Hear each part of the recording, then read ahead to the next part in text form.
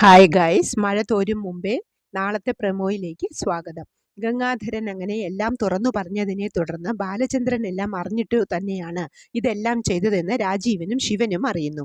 രണ്ടുപേരും ഒന്നും ചെയ്യാനാവാതെ അന്തം വിട്ട് നിൽക്കുകയാണ്. ഇനി എങ്ങനെയെങ്കിലും ബാലചന്ദ്രനോട് മാപ്പ് പറഞ്ഞ് അലീനയെ രക്ഷിക്കാം എന്ന് വിചാരിച്ച് ഗംഗാധരന്റെ കൂടെ ബാലചന്ദ്രന്റെ വീട്ടിലേക്ക് വരുന്നുണ്ട്. വാതിൽ തുറക്കുന്നത് കൃഷ്ണമോളാണ്. ഇവർ അകത്തോട്ട് കയറാൻ തുടങ്ങുമ്പോൾ കൃഷ്ണമോൾ കൈ കൊണ്ട് തടയും. എന്നിട്ട് എങ്ങോട്ടാ എല്ലാവരും കൂടെ എന്ന് ചോദിക്കുന്നുണ്ട്. നിങ്ങൾ എല്ലാവരും ചീത്ത ആൾക്കാരാണ്, ഒന്നും ചെയ്യാൻ മടിയില്ലാത്ത ആൾക്കാരാണ് എന്ന് പറയുമ്പോൾ മുഖത്ത് പോലും നോക്കാനാവാതെ നാണം കെട്ടുപോയി രണ്ടുപേരും.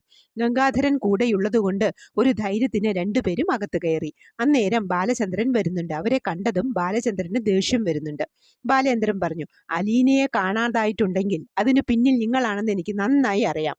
അവൾക്ക് എന്തെങ്കിലും ഒരു പോറലുണ്ടായാൽ അങ്ങ് മജിസ്ട്രേറ്റ് കോടതി മുതൽ സുപ്രീം കോടതി വരെ നിങ്ങളെ വലിച്ചിരിക്കുമെന്ന് പറയുന്നുണ്ട്.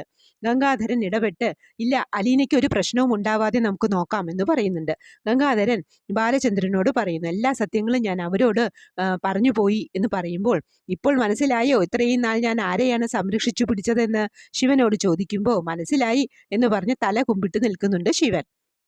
ഗംഗാധരൻ വീണ്ടും പറയുന്നുണ്ട്, ഏതായാലും ഇത് വൈജയ് അറിഞ്ഞാൽ ഒന്നുകിൽ അവൾ ബാലചന്ദ്രനെ വിട്ടുപോകും, അല്ലെങ്കിൽ ആത്മഹത്യ ചെയ്യുമെന്ന്. അതിന് ബാലചന്ദ്രനും പറയുന്നുണ്ട്, അല്ലെങ്കിലും ഈ സത്യങ്ങളെല്ലാം അവൾ അറിഞ്ഞാൽ ഭർത്താവിൻ്റെ സ്ഥാനത്തിരിക്കാൻ ഞാനും ഉണ്ടാവില്ല എന്ന്.